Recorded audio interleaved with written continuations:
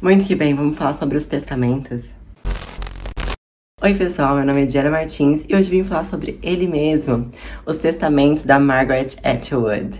Mas antes de começar, quero pedir para você se inscrever aqui no canal se você ainda não for inscrito.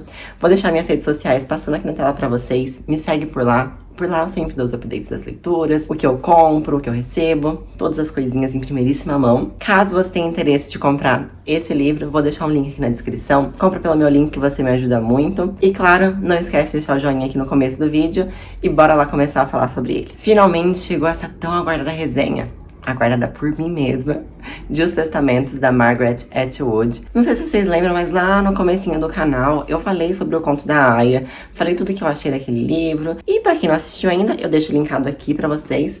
Vai lá e assiste. É um livro bem do comecinho do canal mesmo, então se tiver muito estranho, ignore. Mas recapitulando só o que eu achei, né? Eu não tinha gostado muito da narrativa, eu tinha achado um pouco lenta demais, apesar de achar que a história é super importante, super interessante e maravilhosa. Eu sou uma enorme fã da série Handmaid's Tale, né? Que é a adaptação do conto da Aya. Eu amo com toda a minha vida. Inclusive, acabou de terminar a 4ª temporada e foi assim, tudo na minha carreira. O último episódio, Brasil. Ai, ó. Enfim, e por que eu tô falando isso? Eu já falei isso aqui várias vezes, mas recapitulando, eu tinha bastante medo de ler os testamentos porque eu achei que ia ser igual. E esse livro, ele é mais grosso que o conto da Aya. Então eu fiquei assim, ai gente, não sei se eu estou preparada. Mas já venho por meio dessa dizer pra você que não, esse livro é incrível. Incrível. Vamos lá então, vou dar um pouquinho da sinopse pra vocês. E pra quem não sabe, essa resenha é uma resenha sem spoilers, tá? Se caso eu der algum spoiler, eu sempre aviso antes, mas no geral é uma resenha sem spoilers, então você pode ficar despreocupado. Aqui, diferente do conto da Aya, a gente vai ter a visão de 3 mulheres. Não vai ser só de uma, como é, né, a June em O Conto da Aya, que são 3 mulheres. A gente vai ter a visão de uma tia, a gente vai ter a visão de uma adolescente que nasceu e cresceu em Gilead, e a gente vai ter a visão de uma outra adolescente que cresceu no Canadá. Então a gente vai ter a visão das 3 aí. Isso vai deixar o livro bastante dinâmico. Ele não vai ser tão parado, ele vai ter um dinamismo bem interessante. Isso significa o quê? Isso significa que os capítulos eles vão ser intercalados. Então a gente vai ter a tia, uma adolescente, a tia, outra adolescente e assim por diante. Então, ele deixa inclusive aquele gostinho, sabe? De, meu Deus, eu preciso saber o que vai acontecer daqui pra frente. Então, você fica bem curioso e isso faz com que o livro seja muito rápido. E comentando um pouco sobre as personagens. Sim, a tia que a gente vai ter aqui vai ser a tia Lídia. Pra quem leu o conto da Aya e mais ainda pra quem acompanha a série Handmaid's Tale, sabe muito bem quem é a tia Lídia.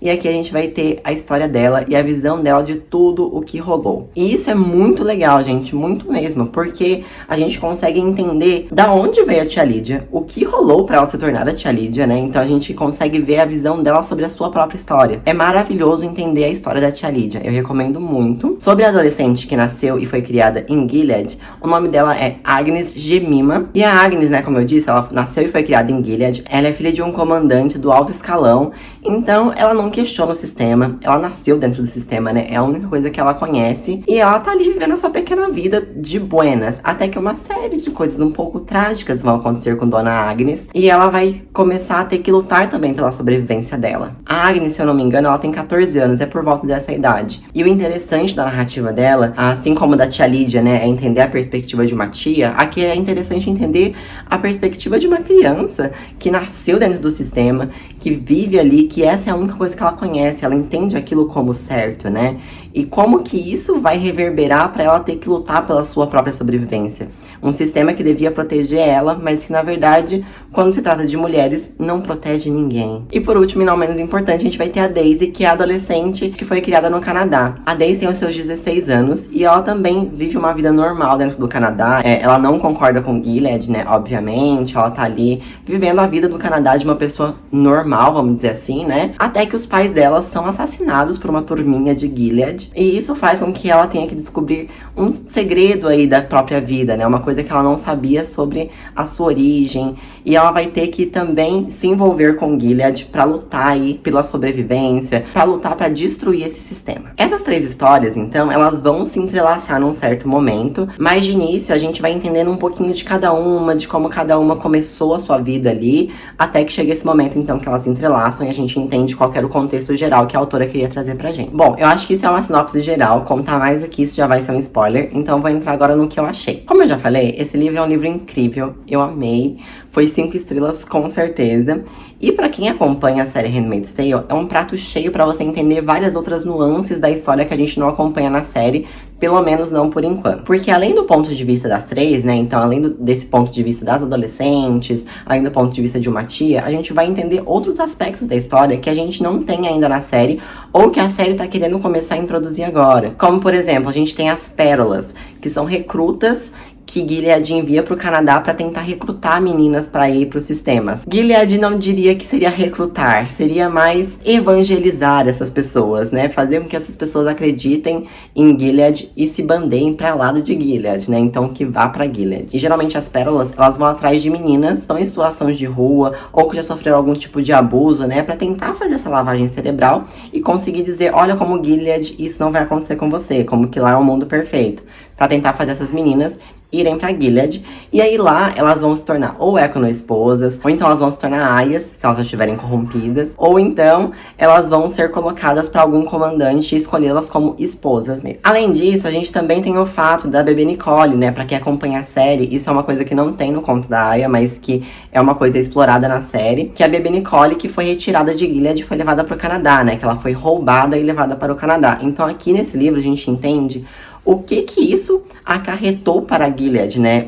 A questão da bebê Nicole. A gente vai entender o que rolou com a bebê Nicole, como que eles se comportam a partir de agora, como que isso afetou a estrutura real de Gilead, né? E por fim, a gente também vai entender muito sobre a resistência, né? Sobre o tal do Mayday. A gente vai entender como que eles funcionam, como que eles fazem para resgatar as pessoas de Gilead, como que eles funcionam no próprio Canadá, né? Então a gente vai entender muito, tem uma questão muito grande ali de política dentro disso, da resistência, então é muito legal entender esse aspecto da história. Pra mim, a história da tia Lídia é uma história que é incrível, porque você vai entender a perspectiva da tia, como eu já falei, e é muito difícil pra gente entender como que uma mulher, ela pode fazer isso com outras mulheres e tal, então acho que por isso é muito legal ter essa noção de como funcionou pra tia Lídia se tornar uma tia, principalmente a tia Lídia, né, que é a pessoa que a gente mais vilaniza dentro da história. E eu acredito que a série não vai adaptar a tia Lídia como aconteceu nos Testamentos, porque já teve um background da tia Lídia em alguma temporada, se eu não me engano, na segunda ou na terceira, já não me lembro bem. Mas em alguma dessas temporadas teve ali um flashback do que aconteceu no passado dela. Então eu não sei se eles vão explorar, né, adaptar 100% como tá no livro.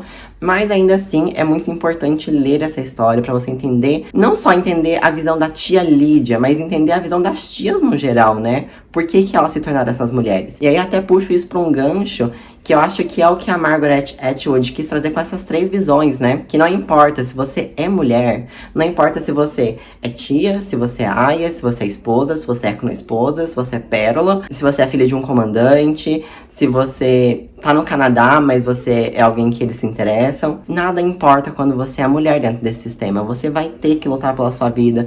Você vai ter que dar o seu melhor pra você sobreviver. Handmaid's Tale, né, o conto da Aya, toda essa distopia da Margaret Atwood é muito pra falar sobre como as mulheres têm que sobreviver o tempo inteiro dentro dessa sociedade, né? É um livro sobre uma distopia, mas a gente tá isso aqui, ó, pra chegar lá, entendeu? Não tá muito longe. Então é muito importante pra gente refletir sobre isso, pra gente não deixar o mundo chegar lá, não é mesmo? Acho que essa é a maior importância do conto da Aya, dos testamentos. Enfim, gente, é um livro incrível. Eu não tenho o que tirar nem pôr desse livro. Eu amei de verdade. Eu não esperava que eu ia amar tanto. Eu até me arrependo de ter demorado tanto pra ler, porque eu gostei muito, muito, muito, muito mesmo. Aqui também, no final do livro, a gente vai ter, igual no final do conto da Aya, né? Que são os historiadores dando uma palestra e falando que eles acharam esses arquivos e blá. Vai ser da mesma forma. É como se isso aqui fosse um compilado de entrevistas que eles acharam e tal. É da mesma forma que o conto da Aya. Se você não sabe do que eu tô falando, porque você não leu o conto da Aya ainda, basicamente no final do livro